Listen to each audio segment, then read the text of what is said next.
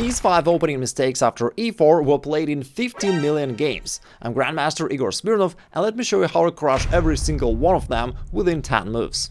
Here is the most common chess opening position. And now let's talk about different moves that your opponent can choose from. They can develop this knight, they can go for a more aggressive knight attack, or they can simply castle. And for example, let's say your opponent chooses a simpler option and castles. Surprisingly, this very standard and advisable in general move turns out to be quite a big mistake, because you can snatch this pawn on e4. And when your opponent tries to counter with this rook on e1, at first it looks like you're in trouble, because he's about to kick your knight away, maybe take this pawn and your king is somewhat exposed, but in reality, you've got a very strong move pawn to d5 that refutes white's whole plan. But still, you need to know how to punish white entirely after that. Now, this pawn from d5 not only defends your knight, but also hits their bishop from c4, therefore, they'll probably move the bishop away. At this point, they're still thinking quite optimistically about the position, because your knight is pinned, therefore this knight takes e5 is a threat. Plus they want to play d3, kick your knight away, start some attack along the e-file. They fantasize about all that, but you shut it down with another precise move, bishop to c5. You're brutally counterattacking them and ignoring everything that they're going to do. Now, from here, bishop takes f2 is a big threat with a double attack to their king and rook. They're gonna need to do something about that. They'll most likely play pawn d4, and after the trade, a knight takes. Still, it feels like white is trying to put up some attack against you. Now, your knight is pinned and attacked. The other knight is pinned as well. Again, it looks like you're in trouble, but you stay cool, you ignore everything, and you just castle away from danger. Not only this solves the problem of the spin, but now your knight is free, and therefore you are now threatening to capture their knight on d4, so they need to do something about that. Plus you're up a pawn, and you have got a more active position. If they try to trade knights, you've got a very powerful in-between move. Can you see it? Instead of taking the knight straight away, you can toss in this in-between check, bishop takes f2 with a double attack.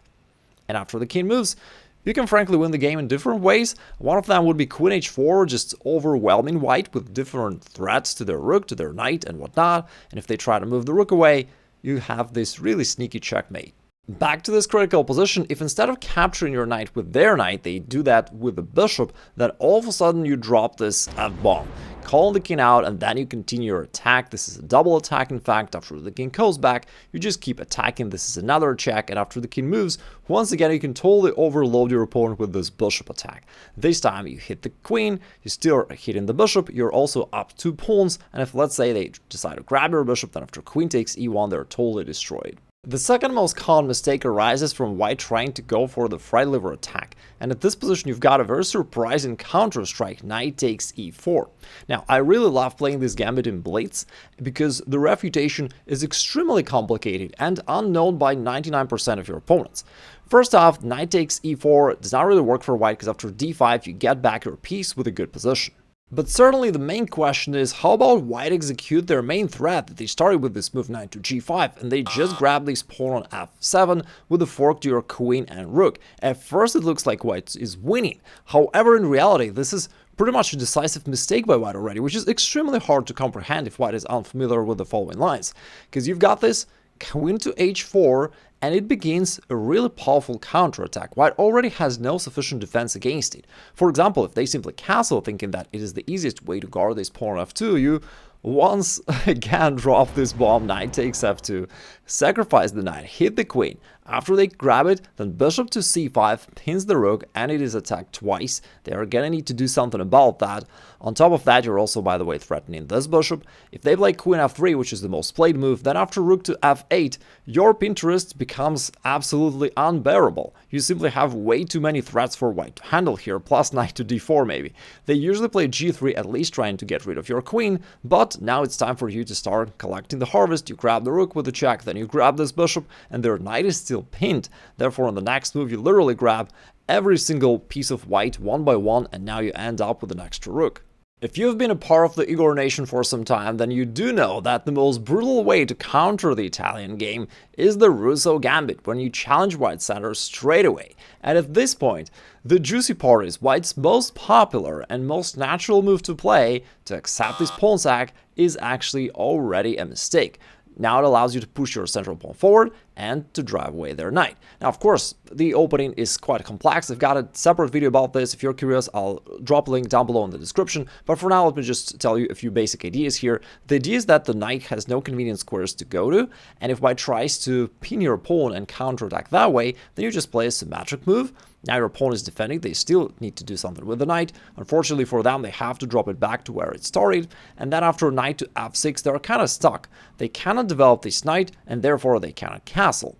If they instead try to play pawn d3, offering the straight of pawns, they might hope that you're gonna take, they're gonna trade queens and end up with an endgame with an extra pawn, but of course we're gonna have something totally different for them. We'll play knight to d4, which hits the queen as well as this pawn on c2.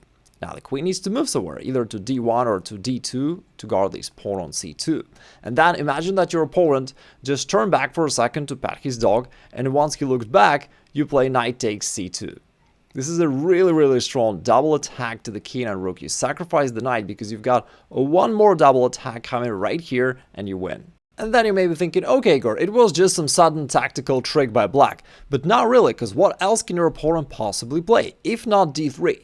He still cannot develop this knight. How about developing the other knight? Well, then you just keep attacking. You've got knight to d4, still hitting the queen and that pawn, which forces them to go all the way back to d1. And now, you never stop attacking, you go pawn to d5. This time you're willing to sacrifice your pawn to speed up your development, and after this trade and bishop takes f5, like all of a sudden, you've got a winning attack here. There are simply way too many threats. One of them is to push this pawn forward to clear the diagonal for the bishop and then play knight takes c2, so that's one of the threats. The other one might be queen to c5, again with a double attack to the bishop. And this pawn, finally you can simply castle to also hit this bishop, and you've got a massive advantage in development. If they ever try something like pawn to c3, hoping for your knight to come back, we're gonna have another unpleasant surprise. Instead of coming back, your knight goes forward, delivers this check. And if the knight is captured, that once again opens up this discovered attack along the e-file. The king needs to move somewhere, so what can they do? King to f1 is not an option due to this bishop check, and it's virtually a checkmate within a couple moves. And if instead they try knight to e2, I'll give you a couple seconds so that maybe you can try to find the winning shot on your own. It's a really juicy move. You'd wish to play queen takes e2 checkmate, but you can't do that straight away as the knight is guarded. So you first deflect the queen by going bishop to c2 and you win the game. By the way, sometimes people ask me, Igor, I have a hard time calculating for longer than 2 moves ahead, like how do you do that? And I've got a free masterclass where I show you how I do that. I'll drop a link down below in the description, you can check it out later. But the most common opening mistake of all is developing this knight to c3. Again, it's really hard to believe that such a natural move, which develops a knight, guards this pawn on e4, turns out to be wrong. Because you've got this tactical trick, knight takes e4. And after knight takes and pawn to d5, you already successfully equalize the game. And in fact, now white needs to be very precise to stay in the game. They are gonna need to find the move bishop to d3, which equalizes the game for white. But most of your opponents will play a more natural and obvious move, bishop takes d5, just trying to get at least a pawn for their piece. But after queen takes, all of a sudden you got a winning position. And I know it doesn't look like winning at first, because it looks like you just traded some material. But in reality, you got a number of advantage and you attack. So you've got this strong center, you attack this knight on e4, you've got 2 really strong bishops that control the entire board. This bishop g4 pin is coming, which is going to be a big problem for white. And all that thing together, maybe f5, e4 at some point, all those things together just determine your huge advantage. And white, in fact, has nothing to show for. So let's say they go knight c3 because they need to do something about that knight. And they also counter-strike your queen. Of course, we don't want to blunder the queen, so we drop it back. And after they play whatever, you can bring your bishop out to g4. And it becomes really unpleasant for white, because they do not have that light-squared bishop. So they cannot put that bishop to e2 and somehow neutralize the pin. And if they do nothing special, at some point you will capitalize on this pin. You'll play knight to d4 to add more pressure, or maybe you'll castle queenside and play f5, e4, something like that. Therefore, they're probably will try to do something against your bishop. And if they try h3, your position is so strong that you can even sacrifice the bishop by just playing pawn h5.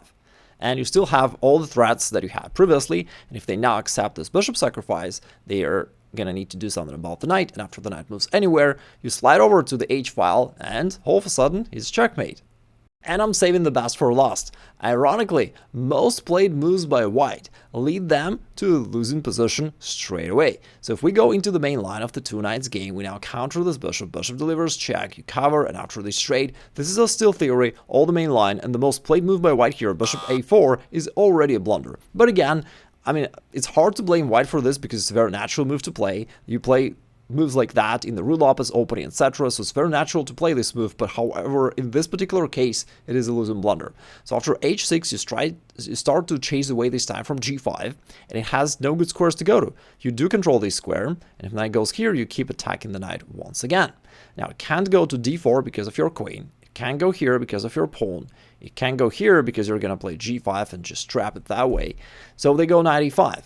And it looks not too bad because they also attack this pawn on c6, but you've got a really strong counter, queen to d4, with a double attack to their minor pieces.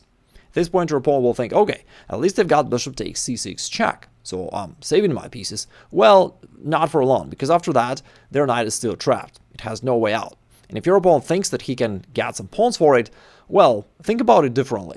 It's quite a remarkable anti-accomplishment of white.